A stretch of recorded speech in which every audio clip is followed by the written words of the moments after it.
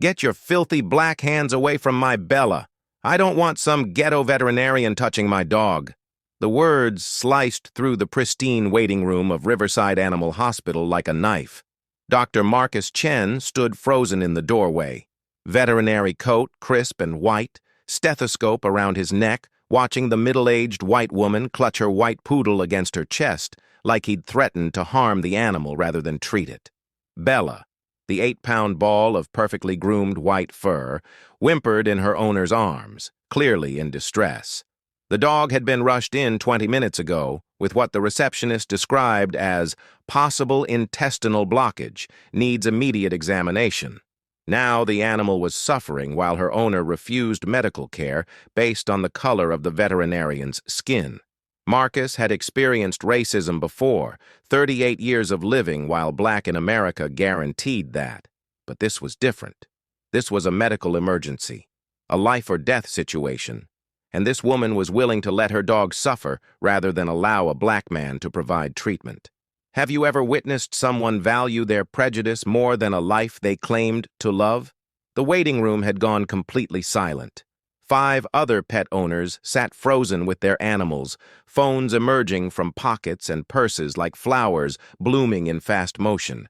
Everyone sensed they were about to witness something extraordinary. Marcus took a slow breath, forcing his voice to remain calm and professional despite the rage building behind his sternum. "Ma'am, I'm Dr. Marcus Chen. I'm the senior veterinarian on duty this morning. Your dog is showing signs of severe gastrointestinal distress that could become life-threatening if not treated immediately. I need to examine her." The woman, designer handbag, expensive jewelry, perfectly styled blonde hair, stepped backward like Marcus had physically threatened her. "I don't care what title you claim to have. I don't want you touching my Bella. Where's Dr. Patterson? The white doctor? The real doctor?" A young receptionist named Amy Chen, no relation to Marcus, though they'd joked about it, shifted uncomfortably behind the front desk. She'd been working at Riverside for only 3 months, fresh out of veterinary assistant training, and had never witnessed anything like this before. Her hand hovered over the phone, unsure whether to call security or management or just pretend this wasn't happening. Dr. Sarah Patterson, Marcus's colleague and the hospital's other senior veterinarian, appeared from the back examination rooms, drawn by the commotion. She'd worked with Marcus for 6 years and knew exactly what she was witnessing. Her face flushed red with anger, but she kept her voice professional. "I'm Dr. Patterson," Sarah said, her voice cold with barely controlled fury. "And Dr. Chen is absolutely qualified to treat your dog. In fact, he's more qualified than I am. He has additional specialization in emergency veterinary medicine and gastrointestinal disorders. If my dog had the symptoms your Bella is showing, I'd want Marcus treating her, not me." The woman's face flushed red, her perfectly manicured fingers tightening around Bella until the small dog yelped in discomfort. "I don't care about his supposed qualifications. I know how affirmative action works. I know how these diversity hires get positions they're not qualified for. I'm not risking my Bella's life on some token who probably cheated his way through veterinary school." The words hung in the air like toxic fumes. Amy gasped audibly from behind the desk. An elderly man sitting with his beagle stood up abruptly, his face twisted with disgust at what he was hearing. "Ma'am, that's completely unacceptable," the elderly man said, his voice shaking with indignation. "Dr. Chen is a highly respected veterinarian in this community. I've been bringing my dogs here for 8 years, and I've seen him save animals that other vets had given up on." A young black woman sitting in the waiting area with her cat carrier stood up as well, her voice sharp with anger. "Are you seriously going to let your dog suffer because you're racist? What kind of person does that?" Marcus held up his hand gently, stopping the interventions. "It's okay." He looked at the racist woman clutching her suffering dog. "Ma'am, Dr. Patterson can examine Bella if that's your preference, but I need you to understand that your dog is in serious distress. Every minute we stand here arguing is a minute she's not receiving care. Every minute increases the risk of complications." He pulled out his phone and showed her the time. "It's 9:47 a.m. Your dog was brought in at 9:22. That's 25 minutes she's been suffering. Intestinal blockages can cause tissue death within hours if untreated. The longer we wait, the higher the risk of sepsis, organ failure, and death. The clinical details seemed to penetrate the woman's racist certainty for just a moment. Her eyes dropped to Bella, who was panting rapidly and trembling in her arms. "Fine," the woman snapped, though her voice wavered slightly. "The white doctor can handle it. That's all I wanted from the beginning. Someone qualified." Sarah's jaw tightened so hard Marcus could hear her teeth grinding from 6 feet away, but she nodded. "Follow me to examination room 3.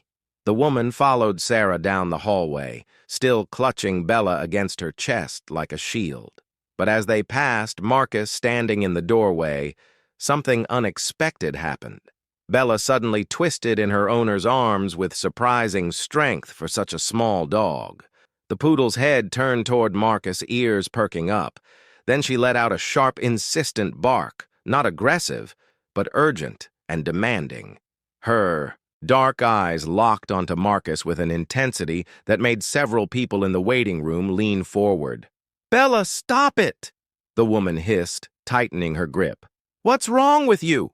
But Bella was struggling now, her small body writhing with determination that seemed disproportionate to her size.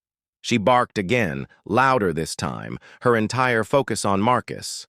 Her front paws reached out toward him, scrabbling at the air like she was trying to swim through space to get to him.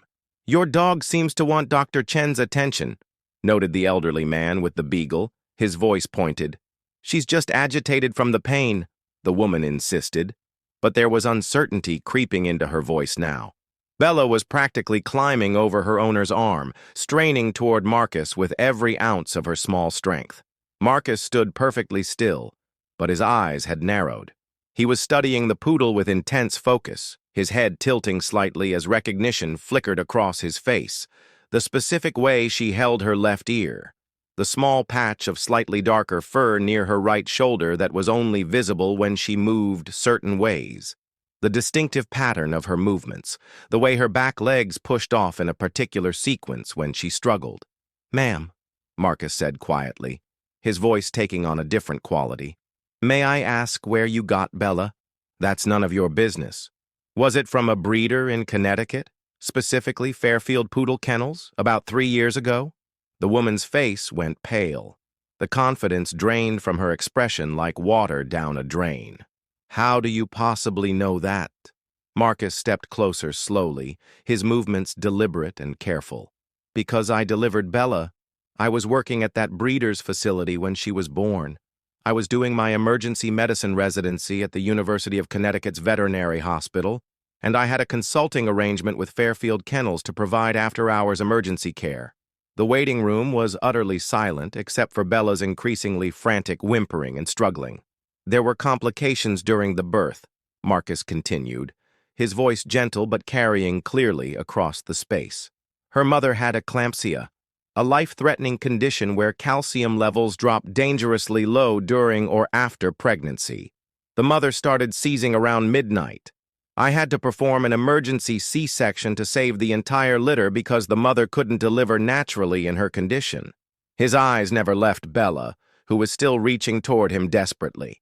"There were 5 puppies in that litter. Bella was the smallest. She wasn't breathing when she came out. Her heart rate was barely detectable. The breeder thought she was gone, told me to focus on the other puppies who had better chances." Marcus's voice grew softer, thicker with emotion. "But I didn't give up on her. I performed CPR on an 8-ounce puppy for 12 minutes before she took her first breath. 12 minutes of chest compressions with 2 fingers. Rescue breathing through a tube the size of a coffee stirrer. Everything I'd learned about neonatal resuscitation applied to the tiniest patient I'd ever treated. Mrs. Bradford, that was her name, though Marcus didn't know it yet, had stopped trying to restrain Bella. Her arms had gone slack as she listened, her face cycling through disbelief, confusion, and dawning horror. When she finally started breathing, she was too weak to nurse, Marcus continued. I bottle-fed her every 2 hours for the first 3 weeks of her life. I set alarms through the night, woke up every 2 hours without fail, mixed the formula to exact specifications, made sure she was gaining weight properly. I slept on the floor of the kennel room with a sleeping bag so I could monitor her constantly, make sure she didn't fade during those critical early weeks. He took another small step forward. I taught her to eat solid food when she was finally strong enough. I gave her the first vaccinations when she hit the proper weight. When she was stable enough, I played with her every day during my breaks, helping her build strength and coordination. I carried her in my jacket pocket sometimes while I worked because she'd cry if I left her alone for too long. The woman's hands were shaking now. Bella let out another sharp bark, more insistent, more desperate. "She recognizes me," Marcus said simply. "Dogs don't forget people who saved their lives. Dogs don't forget people who cared for them when they were most vulnerable. She knows exactly who I am." "That's impossible," the woman whispered, but there was no conviction in her voice anymore. "She has a tiny white spot on the roof of her mouth shaped like a crescent moon," Marcus said. "It's not visible unless you know to look for it. I noticed it when I was tube feeding her during those first critical days. And she has a very specific way of holding her left ear when she's nervous, slightly back and down, with a small twitch at the tip. She's doing it right now." He pointed gently. "And there's a small cowlick in her fur right behind her right shoulder, where the hair grows in a different direction. It's only visible when she's wet or when she moves in certain ways.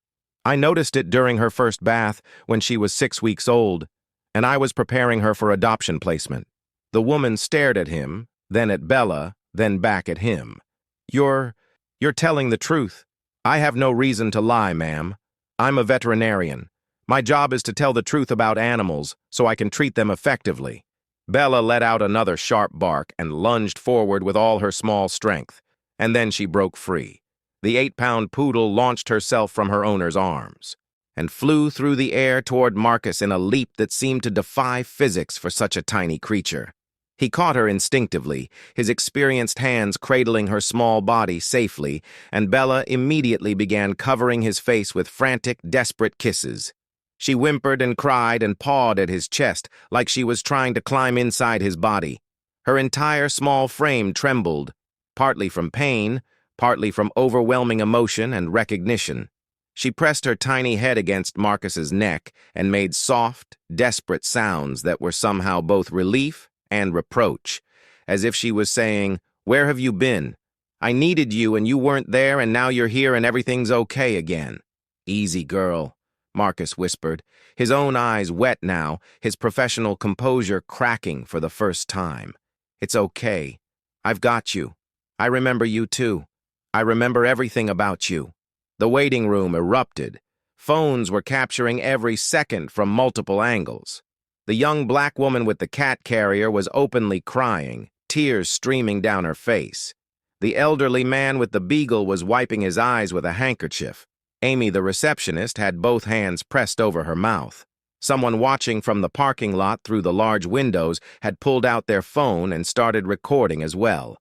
The moment was being captured from every possible angle, documented with the kind of thoroughness that only the smartphone age could provide. Marcus gently examined Bella while she clung to him, his experienced hands moving quickly over her small body despite the emotional reunion.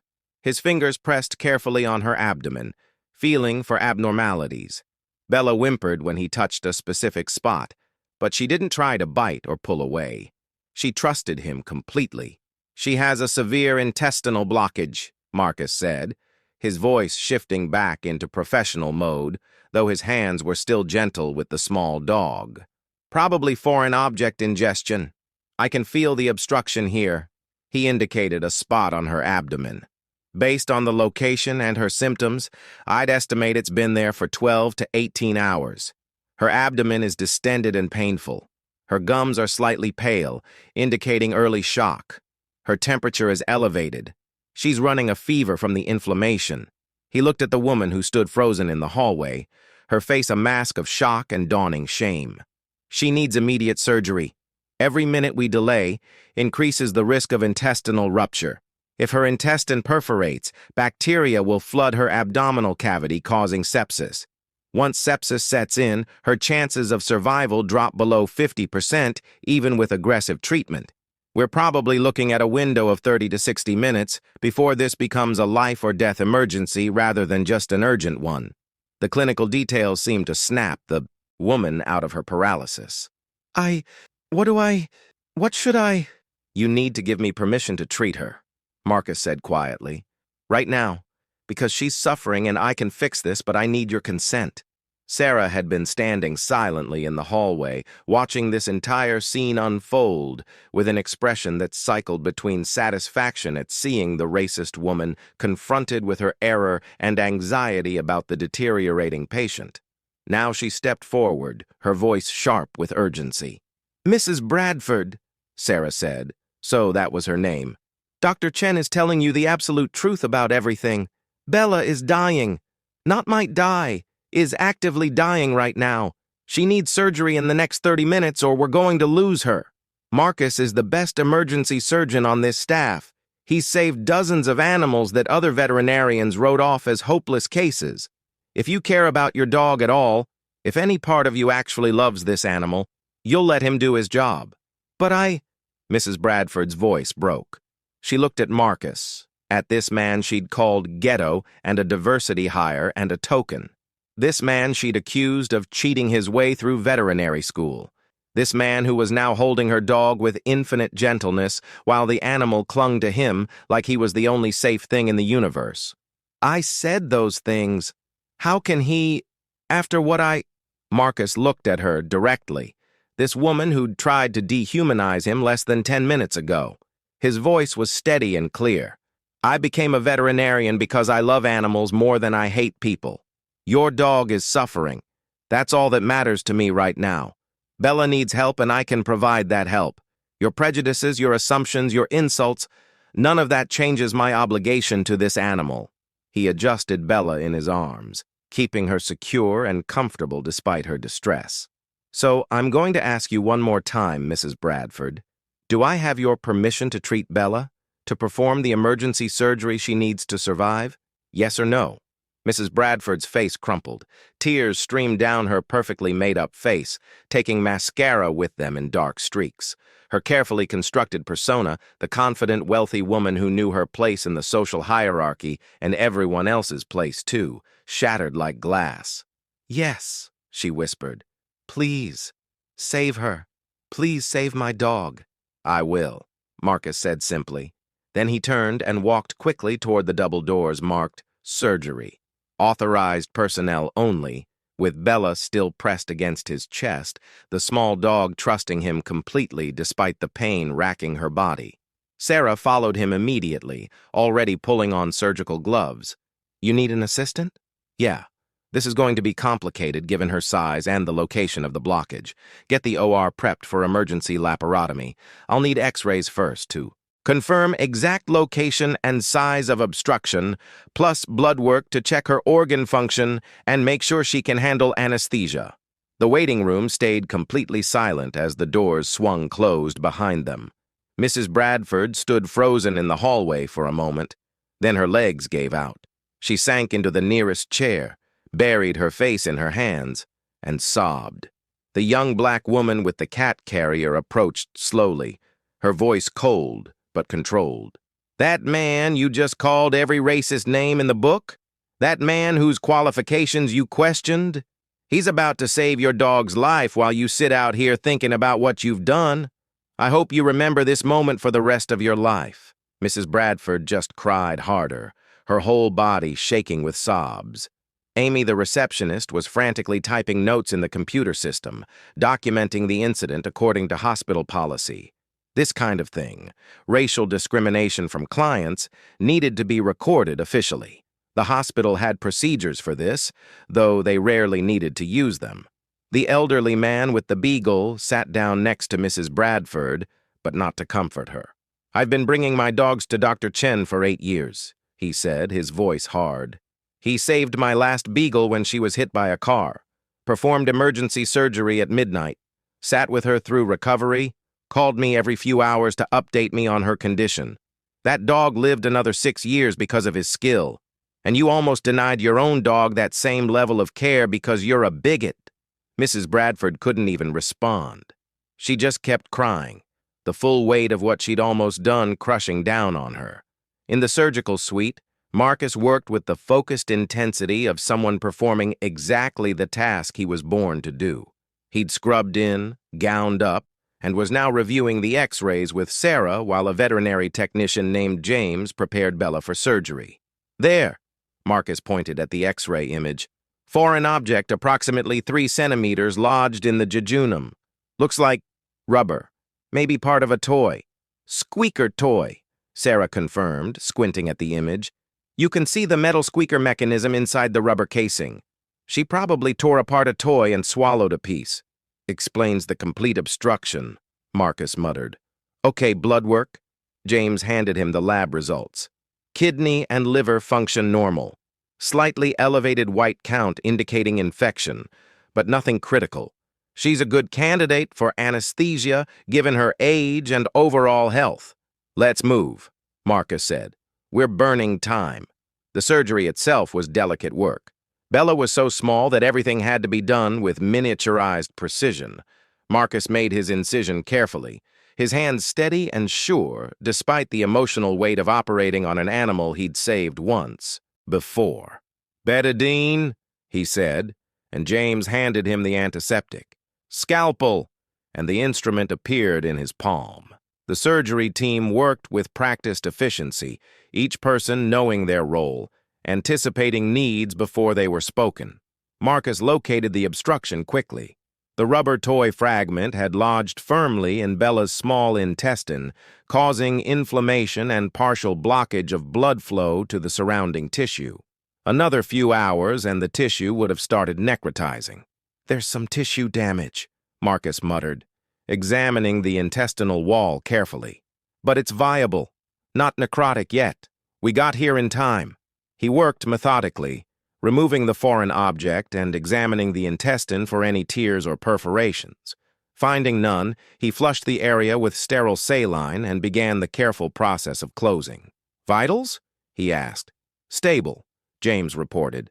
Heart rate 98, respiration 24, oxygen saturation 97%. She's doing great. The surgery took 90 minutes from first incision to final suture. 90 minutes of intense focus, careful navigation through delicate tissue, constant monitoring of vital signs, and the practiced teamwork of people who'd worked hundreds of surgeries together. She's stable, Sarah said as they finished closing. You did it, Marcus. Marcus carefully monitored Bella's breathing as she began emerging from anesthesia, his hand resting gently on her small chest to feel each breath. Come on, girl. Wake up for me. Show me those eyes. Bella's eyes fluttered open. She saw Marcus's face above her, partially obscured by his surgical mask, and made a soft sound of recognition before drifting back into recovery sleep. She's going to be fine, Marcus said, exhaustion and relief flooding his voice. Full recovery expected. She'll need to stay here for observation for 48 hours minimum, but she's going to be completely fine. When Marcus finally emerged from surgery 2 hours and 15 minutes after disappearing through those doors, the waiting room was still packed. Mrs. Bradford sat in the same chair where she'd collapsed, surrounded by crumpled tissues. Other pet owners had stayed despite their scheduled appointments, some canceling or rescheduling because they needed to know how this story ended. Someone had even brought coffee and pastries from the shop next door, and the waiting room had taken on the atmosphere of a vigil. People were talking quietly, sharing their own stories about Dr. Chen, about experiences with discrimination, about the power of animals to see past human prejudices. Bella's going to be okay, Marcus announced, and the waiting room erupted in applause and cheers. Mrs. Bradford let out a sound between a sob and a gasp of relief, her hands flying to her mouth. Can I see her? In about an hour, once she's more alert from anesthesia, and we've moved her to recovery, Marcus said. But she's going to be fine. Full recovery expected. No complications. I removed a piece of rubber toy that was blocking her intestine. She'll need to stay here for observation for 48 hours, and you'll need to be very careful about what she has access to in the future. But she's going to be completely fine. Mrs. Bradford stood slowly on shaking legs. She walked over to where Marcus stood, still in his surgical scrubs, and did something that surprised everyone in that waiting room. She dropped to her knees in front of him. I'm sorry, she whispered, her voice breaking. I'm so sorry for everything I said, every horrible thing, every assumption. You saved her. You saved my Bella. And I called you. She couldn't finish the sentence. Couldn't force the words out again. Marcus looked down at this woman kneeling before him, this person who'd tried to dehumanize him less than 3 hours ago based on nothing but his skin color. He could have savored this moment, could have let her grovel, could have made her suffer the way she'd tried to make him suffer with her casual cruelty and racist assumptions. Instead, he reached down and gently helped her to her feet. Mrs. Bradford, I'm not the one who needs your apology most, he said quietly. Bella needed medical care, and you almost denied her that care because of your prejudice against me. Your dog nearly died because you valued racism more than her health. That's what you need to think about. That's what you need to carry with you.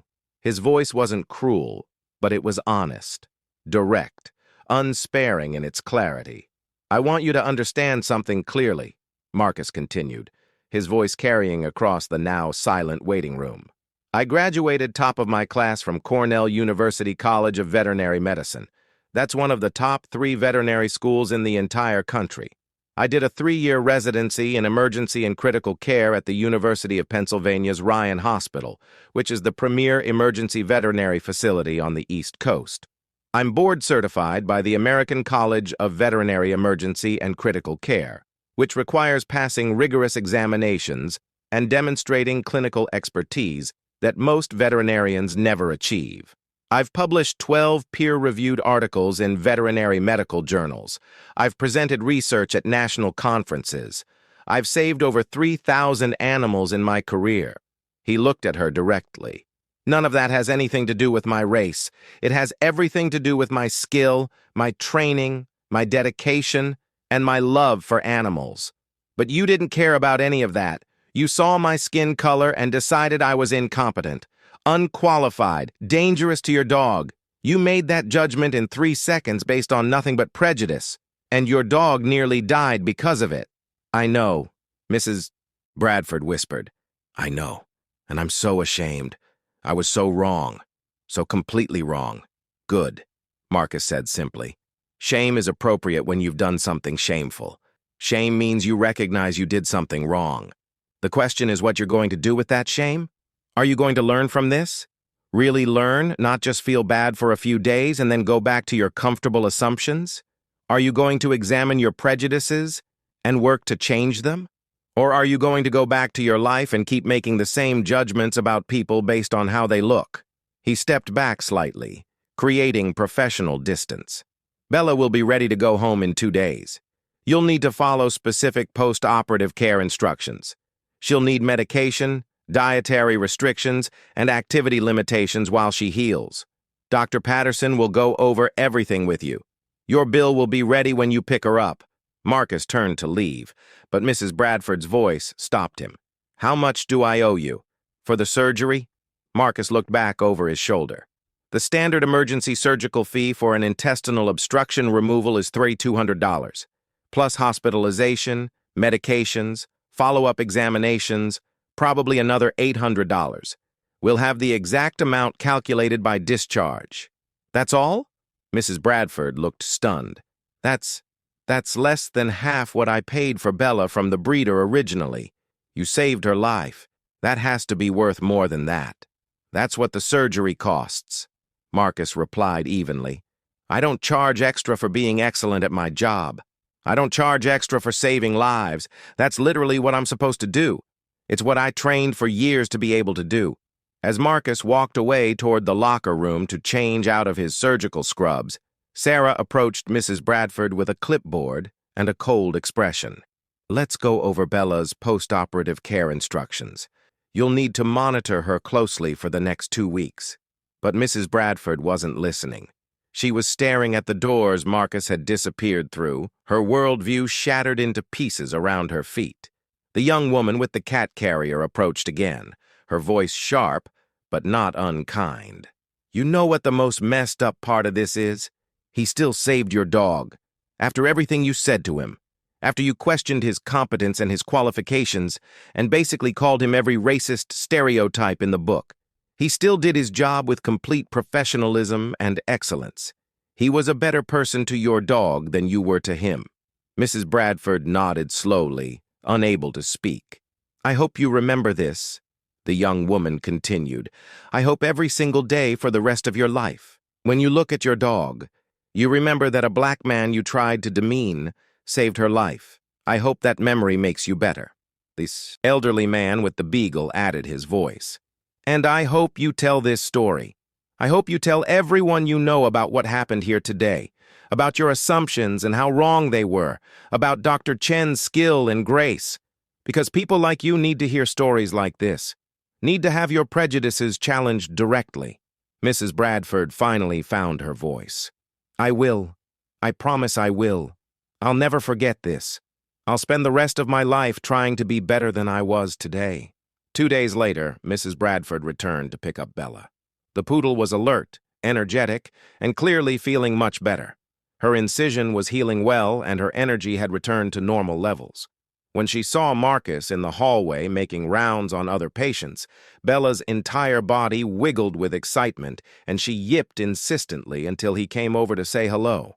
Hey, girl, Marcus said, kneeling down and scratching behind her ears in the exact spot she loved. You're looking great. Ready to go home? Bella licked his hand enthusiastically, her tail wagging so hard her entire back end moved with the motion. Mrs. Bradford stood silently, watching this interaction. When Marcus straightened up, she held out an envelope with shaking hands. What's this? He asked without taking it.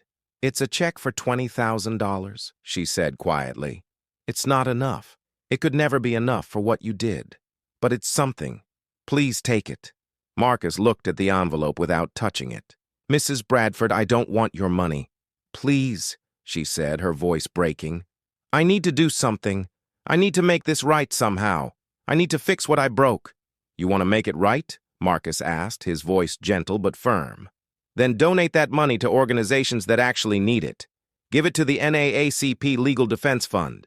Give it to scholarship programs for black veterinary students who face discrimination throughout their education and careers. Give it to animal shelters that serve low-income communities where people love their pets but can't always afford expensive veterinary care. Use that money to fix some of the damage that racism causes in this world instead of trying to buy forgiveness from one person you wronged. He stepped back.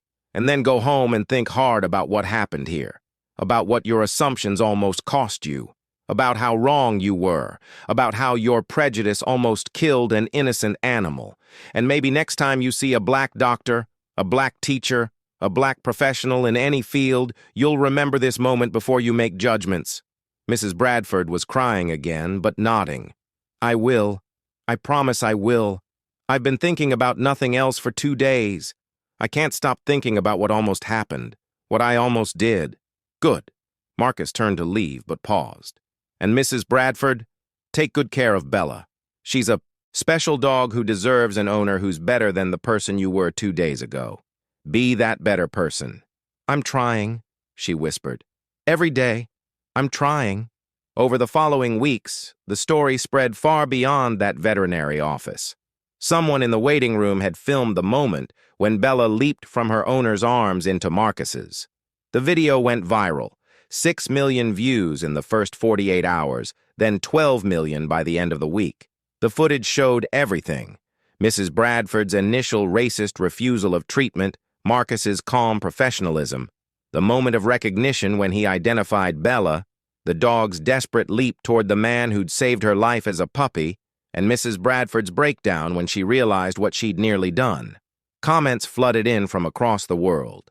This man is a hero. He saved that dog despite how he was treated. Imagine valuing racism over your pet's life. Absolutely disgusting. That dog knew who the real person was in that room. Animals see the truth. Dr. Chen showed more grace and professionalism than most people could manage. I'm sitting here crying watching this dog recognize the man who saved her. But the viral video was just the beginning of something much larger. Cornell University's College of Veterinary Medicine released a statement highlighting Marcus's achievements and using the incident to discuss racism in veterinary medicine. The statement went out to every veterinary school in the country, sparking conversations on campuses from coast to coast. Other Black veterinarians began sharing their own stories of facing discrimination from clients who refused their care based on skin color. The hashtag #VetWhileBlack started trending as hundreds of veterinarians of color shared experiences they'd kept silent about for years. Dr. Jasmine Williams, a veterinarian in Houston, posted, "A client called me the help and asked when the real doctor would be available. I was wearing my white coat with my name embroidered on it, Dr. Jasmine Williams, DVM, but she couldn't see past my skin color." Dr. David Kim in Seattle shared, "Client asked if I was really qualified to treat her cat or if I was just good at math. Racism comes in many forms, and we face it constantly." The stories poured in by the hundreds, then thousands. Veterinarians of color sharing decades of accumulated discrimination. Clients who'd requested white veterinarians. Colleagues who'd questioned their admissions to veterinary school. Assumptions about affirmative action and diversity quotas. The American Veterinary Medical Association was forced to respond. They launched an initiative to address racial bias in the profession, conducting the first comprehensive survey of discrimination experiences among veterinary professionals of color. The results were devastating. 87% of Black veterinarians reported experiencing racial discrimination from clients. 73% reported discrimination from colleagues. 94% said they'd been asked if they were really qualified or if they'd gotten their position through affirmative action. Veterinary schools across the country added implicit bias training to their curricula. Animal hospitals implemented policies to protect veterinary staff from racial discrimination by clients, including the right to refuse service to clients who engaged in racist behavior. Mrs. Bradford, true to her word, donated $20,000 to the Cornell University Black Student Veterinary Association Scholarship Fund. She also wrote a public apology that was published in her local newspaper and shared widely online. "I was wrong. Completely, horrifically wrong. I nearly killed my beloved dog because of racist assumptions that had no basis in reality whatsoever." Dr. Marcus Chen is a brilliant veterinarian who saved Bella's life twice, once when she was born and couldn't breathe, and again when my prejudice almost prevented him from treating her. I'm deeply ashamed of my behavior and committed to doing better. I'm sharing this publicly because I know I'm not the only person who holds these biases. If my story can help even one person question their assumptions before harming someone else, then perhaps some good can come from my terrible behavior. 3 months after the incident, Marcus was invited to speak at a national veterinary conference about his experience.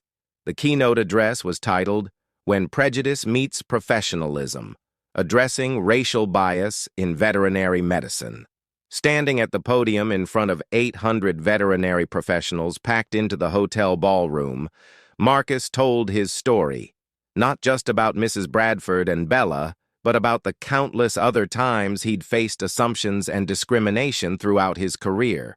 The clients who'd asked for a real doctor, the colleagues who'd questioned how he'd gotten into Cornell, the pet owners who'd switched to different veterinarians after discovering he was Black. The subtle and not-so-subtle ways racism had shaped his professional life. "Here's what I want you to understand," Marcus said, his voice carrying across the silent conference hall. "My experience with Mrs. Bradford went viral because it was dramatic, because there was a clear villain and a clear victim, because a dog literally jumped through the air to prove who the competent professional was. It made for good video and good storytelling. But for every dramatic incident that gets filmed and shared online, there are hundreds of quiet moments of discrimination that never get witnessed or acknowledged. Moments that don't make headlines, but that damage careers and hurt people just as deeply." He paused, letting his words sink in. Black veterinarians, Asian veterinarians, Hispanic veterinarians, Native American veterinarians. We face this constantly, every day. Clients who don't trust us, colleagues who assume we're less qualified, systems that make it harder for us to succeed at every stage. And we're expected to just accept it as part of the job, to stay professional, to not make waves, to prove ourselves over and over again while our white colleagues are given the benefit of the doubt from day one. The room was utterly silent, except for the sound of people shifting in their seats, processing what they were hearing. "I didn't tell you my story to shame one woman or to make myself look heroic," Marcus continued, his voice growing stronger. "Mrs. Bradford learned something that day. I hope. She seems committed to doing better. But one person learning one lesson isn't enough. We need systemic change. We need to actively work against the biases that exist in our field. We need to support veterinarians of color. We need to call out discrimination when we see it. We need to create systems and policies that protect us from the racism we face. We need to be better as a profession." The standing ovation lasted 5 full minutes. People stood with tears streaming down their faces. Veterinarians of color felt seen and validated for the first time in their careers. White veterinarians confronted their own complicity in maintaining systems that harmed their colleagues. After the speech, dozens of veterinarians approached Marcus. Most of them were veterinarians of color sharing their own stories that had never been told publicly. "Thank you for saying what we've all experienced," said Dr. Jasmine Williams, the veterinarian from Houston, whose story had gone viral alongside Marcus's.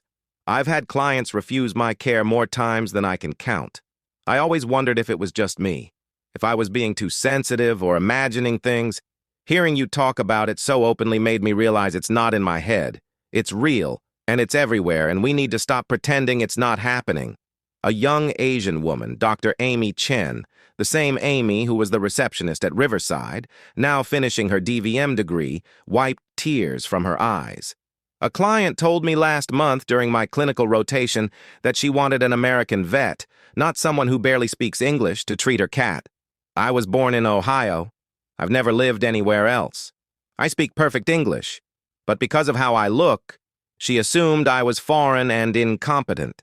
My clinical supervisor defended her, said sometimes we need to accommodate client preferences. That's when I realized the racism wasn't just from clients. It was built into how we're trained. Story after story poured out. Pattern after pattern emerged. The same discrimination playing out in different locations with different people, but always the same underlying assumption: that veterinarians of color were somehow less qualified, less competent, less trustworthy than their white colleagues. Marcus listened to every story, validated every experience, and committed himself even more deeply to using whatever platform he'd gained to push for real, meaningful change in his profession. 1 year after Bella's emergency surgery, Marcus received an unexpected visitor at Riverside Animal Hospital. Mrs. Bradford walked through the doors with Bella on a pink rhinestone leash, but she wasn't there for a medical appointment. "Dr. Chen," she said when she saw him, "do you have a few minutes to talk?" They sat in a consultation room, the same room where this story had begun a year earlier. Bella immediately jumped into Marcus's lap and settled there contentedly, like she'd never been anywhere else. "I wanted you to know what I've done this year," Mrs. Bradford said, her voice steady but emotional. "I know I can't undo what I said or how I acted. I know I can't erase the harm I caused, but I've tried to do better." She pulled out her phone and showed him documentation.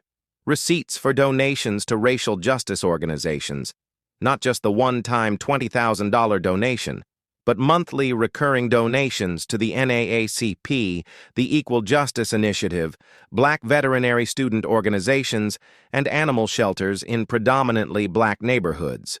Screenshots of emails to her congressional representatives supporting criminal justice reform, voting rights protection, and anti-discrimination legislation. Photos of her attending community meetings about addressing systemic racism in her city. "I joined a racial equity book club at my church," Mrs. Bradford continued. "I've been reading everything I can about the history of racism in this country, about how it's built into our systems and institutions, about how people like me, white, privileged, comfortable, benefit from those systems every day while people of color suffer.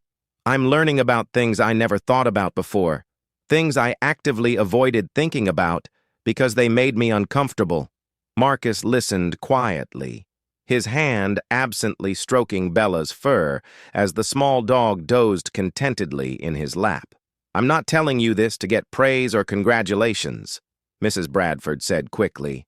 I'm telling you because I want you to know that what happened that day changed me. Really changed me. Not just surface level, I'm sorry, changed me. Deep, fundamental, uncomfortable change that's still ongoing. She paused, her voice catching. I've lost friends over it. People from my social circle who don't want to hear about racism or examine their own biases. My sister hasn't spoken to me in 6 months because I called out something racist, she said at Thanksgiving dinner. Some people at my country club have stopped inviting me to events because they think I've become too political. But I don't care, because I realize now that staying comfortable meant staying complicit, and I'm not willing to do that anymore. Marcus looked at this woman who'd called him ghetto and a diversity hire a year ago. This woman who'd nearly let her dog die rather than accept his medical care, and he saw something genuine in her face now. Not performance, not virtue signaling. Real, difficult, uncomfortable growth that was still very much in progress. I appreciate you telling me this, Marcus said finally, choosing his words carefully. And I appreciate that you're doing the work instead of just offering hollow apologies. That's harder than most people realize. It requires constantly examining yourself, questioning assumptions you've held your whole life, being willing to be uncomfortable and sit with that discomfort instead of running from it. He adjusted Bella gently in his lap. But Mrs. Bradford, you need to understand something. You don't get to be redeemed. You don't get to feel good about yourself now because you've learned and changed. You just get to be a person who's doing what you should have been doing all along. Treating people with basic human dignity regardless of their race. That's not something that deserves a medal or congratulations. That's just baseline decent human behavior. Mrs. Bradford nodded, tears welling in her eyes but not falling. I understand. I'm not looking for forgiveness or redemption or a pat on the head telling me I'm a good person now. I'm just trying to be better, every day, that's all. Just trying to be less harmful. Trying to use whatever privilege I have to make things a little bit better instead of worse. Then keep doing that, Marcus said quietly. Not because I'm watching, not because you want recognition, not because you're trying to earn forgiveness, but because it's the right thing to do and because the world needs more people willing to do that work, even when it's hard. He handed Bella back to her owner gently. And keep taking good care of this little girl. She's special. She's been through a lot. She deserves someone who's better than the person you were a year ago. Mrs. Bradford smiled. A real smile this time, not the fake society smile she'd worn a year ago. I will. I promise. Thank you, Dr. Chen, for everything, for saving her, for being patient with me, for being a better person than I deserved.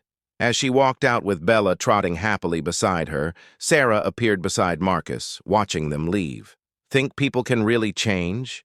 Sarah asked skeptically. Some people, Marcus said thoughtfully. Maybe, if they're willing to do the actual work instead of just performing regret. If they're willing to lose friendships and social status and comfort. If they're willing to keep going even when it's hard and unrewarding. Time will tell with her, but I think she might be actually trying, and that's more than most people do. What about the bigger picture? Sarah asked. Do you think anything you're doing is actually changing the profession? Changing how people see black veterinarians?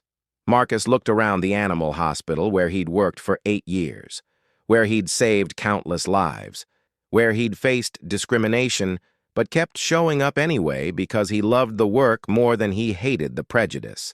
I think change is slow, he said honestly. Frustratingly, painfully, sometimes almost imperceptibly slow. But I think it happens. One conversation at a time, one person questioning their assumptions at a time, one viral video that makes people uncomfortable at a time, one policy change at a time, one student learning to recognize their biases at a time. He smiled slightly. Besides, I didn't become a vet to change society. I became a vet to save animals. If changing some hearts and minds happens along the way, if making the profession a little bit more equitable for the veterinarians who come after me happens as a side effect, that's a bonus. But even if nothing changes, I'm still going to show up every day and do my job with excellence, because that's who I am. That's what I trained for. That's what the animals deserve. Sarah squeezed his shoulder affectionately. That's why you're the best veterinarian I've ever worked with. Not just because of your surgical skills, though those are genuinely impressive, but because you never let anyone make you less than what you are.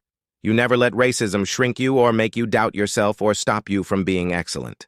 5 years after Bella's surgery, Marcus received a phone call that would change his career trajectory entirely.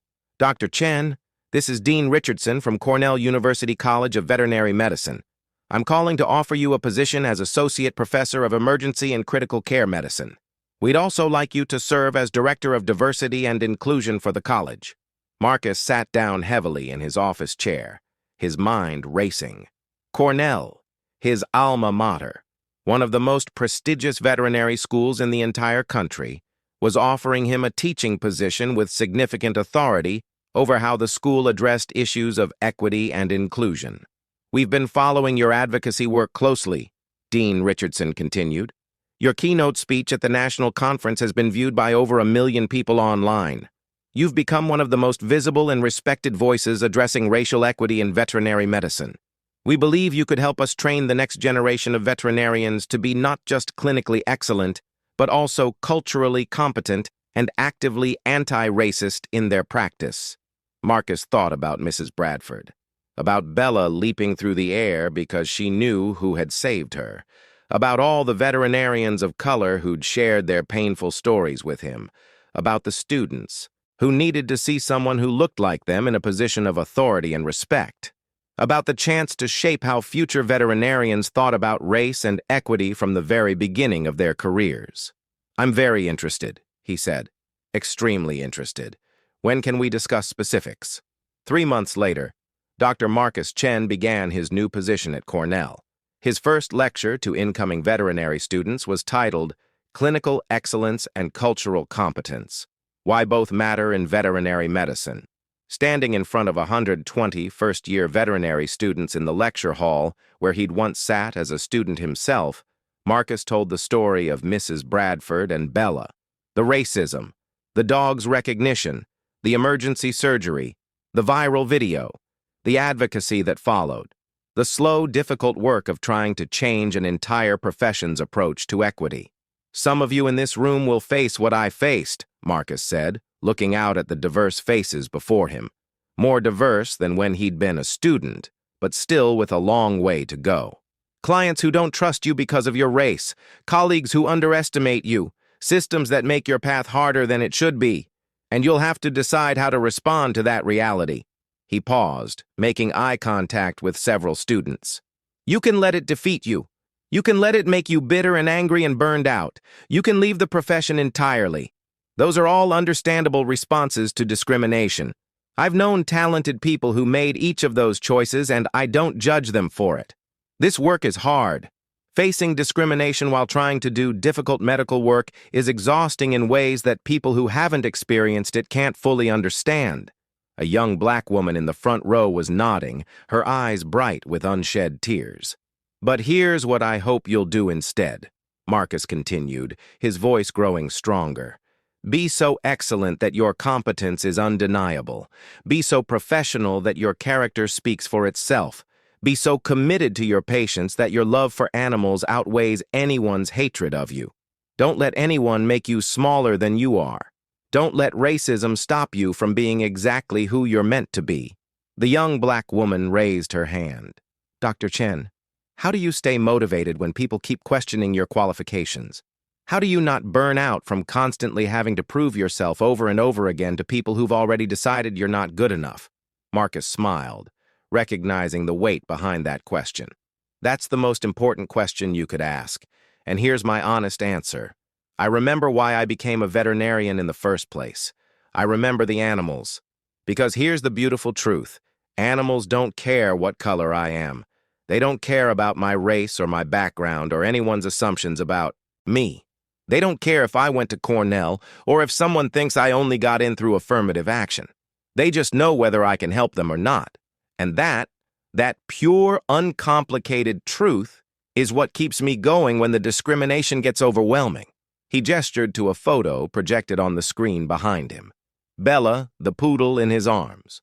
both of them captured in that moment of recognition a year ago. This little dog knew who I was. She knew I'd saved her before, and she knew I could save her again. She didn't need my credentials or my degrees or proof of my qualifications. She just knew, and that's what I focus on when the racism gets too heavy to carry. Not the people who doubt me, but the animals who trust me. Not the clients who question me, but the thousands of successful surgeries. Not the assumptions people make, but the actual evidence of my work. The students burst into spontaneous applause that lasted nearly a minute. So here's what I want you to remember as you begin your journey in this profession, Marcus continued when the room quieted. You're not just studying to be veterinarians. You're studying to be healers, advocates, protectors of creatures who can't speak for themselves. That calling is bigger than anyone's prejudice. It's bigger than racism. It's bigger than anyone's attempt to make you feel small or unqualified or unworthy of the career you've chosen. He looked directly at the students of color scattered throughout the lecture hall. You belong here.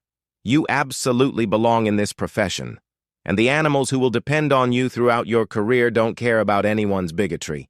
They only care that you show up, that you're skilled, and that you love them enough to fight for their lives even when everything else is hard. After the lecture, dozens of students approached Marcus. Most were students of color who wanted to thank him for his honesty and vulnerability and for making them feel less alone. But several white students also came forward with thoughtful questions and reflections. "Dr. Chen," said a young white man, his face serious and troubled, "I'm embarrassed to admit this out loud, but your lecture made me realize I've had racist thoughts about whether some of my classmates really earned their spots here. I've wondered if diversity initiatives meant less qualified people got accepted. Your story made me realize how wrong and harmful those assumptions are. Thank you for calling people like me out, even if it was uncomfortable to hear." Marcus looked at this student, probably 19 or 20 years old, just starting to question assumptions he'd absorbed from the culture around him without even realizing it. "I appreciate your honesty more than you know," Marcus said. "And I appreciate that you're willing to examine your own biases and assumptions. That's harder than most people realize. It requires humility and courage to admit you've been wrong. Keep doing that work. Keep questioning your assumptions. Listen to your classmates of color when they share their experiences. And remember that discomfort is often a sign that you're learning something important and necessary." 10 years after Bella's surgery, Marcus was invited to speak at the American Veterinary Medical Association's annual conference. The organization was honoring him with their highest award for diversity and inclusion advocacy, recognizing his decade of work to make the profession more equitable. Standing at the podium accepting the award in front of 5,000 veterinary professionals from across the country and around the world, Marcus looked out at the sea of faces and felt the weight of the moment. "When I was a kid," he said, his voice carrying across the vast conference hall, "I wanted to be a veterinarian because I loved animals. It was that simple, pure, uncomplicated. I didn't think about being a black veterinarian or facing discrimination or becoming an advocate for racial justice in my profession. I just wanted to help animals. That was the whole dream." He held up the award, the crystal catching the stage lights. "But life doesn't let us be that simple, does it? My race matters to some people. It affects how they see me, how they treat me, whether they trust me with their beloved pets. And I had to decide whether to accept that reality or fight against it, whether to stay silent or speak up, whether to protect myself or protect the people who would come after me." Marcus set the award down and spoke from his heart. No script, just truth. "Here's what I've learned over these 10 years. Excellence is not protection against racism. Being twice as good doesn't mean you'll be treated even half as well. Working harder, being smarter, achieving more, none of that prevents discrimination from happening. Because racism isn't really about your qualifications or your competence. It's about other people's prejudices and assumptions and the systems that enable those prejudices to operate unchecked." The room was completely silent. 5,000 people holding their collective breath.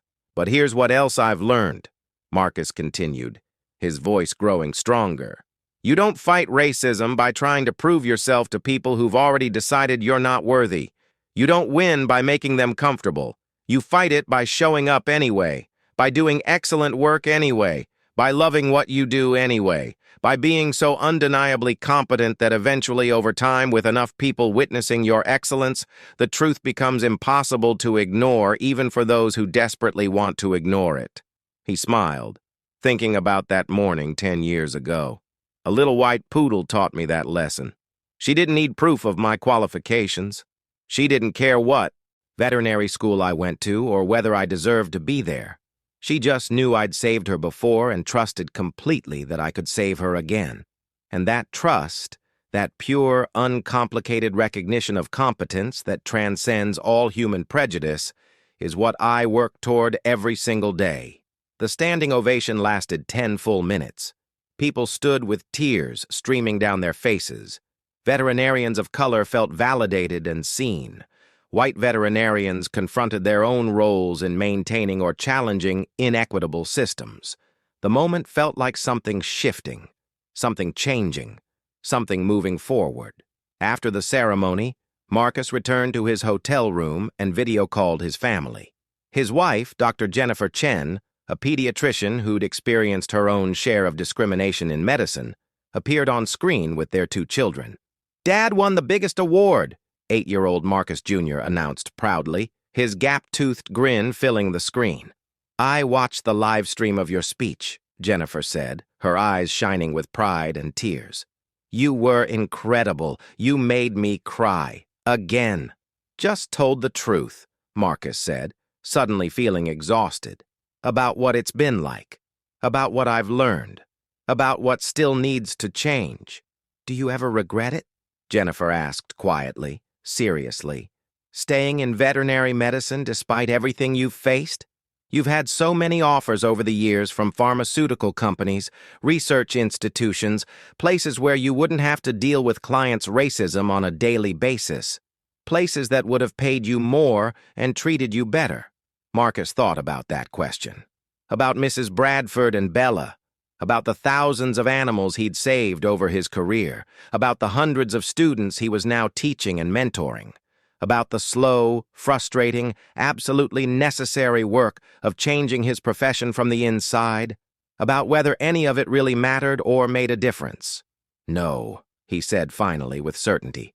"I don't regret it, because I became a veterinarian to save animals, and that's what I do, every single day. Despite the discrimination, despite the assumptions, despite the racism, despite everything that tries to make me smaller or less than what I am, I save lives. And nothing, not racism, not prejudice, not anyone's doubt or hatred, can take that away from me. Nobody can take away the thousands of animals who are alive because of my skills. That's real. That matters. That's mine." 15 years after Bella's surgery, Marcus received an unexpected package at his Cornell office. Inside was a framed photograph of an elderly white poodle sleeping peacefully in a sunny window, clearly well-loved and well-cared for. On the back was a note in familiar handwriting. "Dr. Chen, Bella lived to be 18 years old. She was healthy and happy and loved until the very end. Every single day I had with her after that surgery was a gift you gave us both. She never forgot you. Every time she saw a black man, she would perk up and get excited and pull toward him, like she was hoping it might be you, like she was still looking for you all those years later. I'll never forget what you did for her, or what you taught me about my own prejudices and how wrong I was about everything. Thank you for being a better person than I deserved. Patricia Bradford." Marcus hung the photo in his office at Cornell, next to his diplomas and awards, and a collage of photos from grateful families whose pets he'd saved over the years. A reminder that sometimes the smallest creatures teach us the biggest lessons. That trust transcends prejudice, that competence speaks louder than assumptions, that love, whether from a human or an animal, sees truth that hatred tries to hide, and that a dog's pure, uncomplicated recognition can expose the fundamental truth that racism tries to obscure, that we're all just humans trying to do good work in a complicated world. and the color of our skin has absolutely nothing to do with the content of our character or the quality of our skills or our capacity to heal and help and save lives. Mrs. Bradford's final note included one more line, written in smaller text at the very bottom of the page. I've spent the last 15 years trying to be worthy of the grace you showed me that day. I'm not sure I'll ever get there, but I hope I'm getting closer. Marcus smiled as he read those words, touched his finger to Bella's sleeping face in the photograph. Change was slow, frustratingly, painfully, sometimes almost imperceptibly slow. But it was possible, real, achievable, one person at a time, one moment of recognition at a time, one dog leaping through the air to prove that trust and competence transcend every prejudice humans try to impose on the world. Lady refused to let Black Vet touch her poodle, said he wasn't qualified because of his skin color. Then her dog recognized him as the veterinarian who'd saved her life as a puppy and ran to him. And everything she thought she knew about race and qualification shattered in an instant, exposed by the pure truth of an animal's recognition and trust. Have you witnessed prejudice destroyed by undeniable competence? A racist woman nearly killed her dog rather than accept treatment from a black veterinarian until her dog proved she was wrong about everything. This story reveals how assumptions based on race can have deadly consequences, how animals see truth that humans try to hide, and how one veterinarian's grace under extreme prejudice sparked lasting change across an entire profession. If you believe in judging people by their skills and character rather than their skin color, if this story moved you, if you want to see more accounts of dignity and excellence, triumphing over discrimination, subscribe right now. Share this with someone who needs to understand how racism operates in professional settings and how it hurts everyone involved. Comment below about your experiences with assumptions based on race or appearance and how they affected real outcomes. These stories happen daily in hospitals, clinics, offices across America, and they desperately need to be told and witnessed and shared. Your engagement spreads awareness that competence has no color, that excellence transcends prejudice, and that sometimes the smallest creatures reveal the biggest truths about who we really are.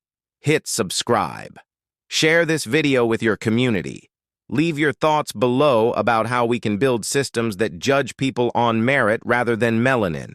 Because your voice matters in the fight for equity in every profession, every interaction, every moment when someone's skill is questioned based on nothing but their appearance. Join our community demanding better from ourselves and our institutions. Truth always finds a way. Animals know it instinctively. And sometimes it takes a 8-pound poodle to teach humans what they should have known all along.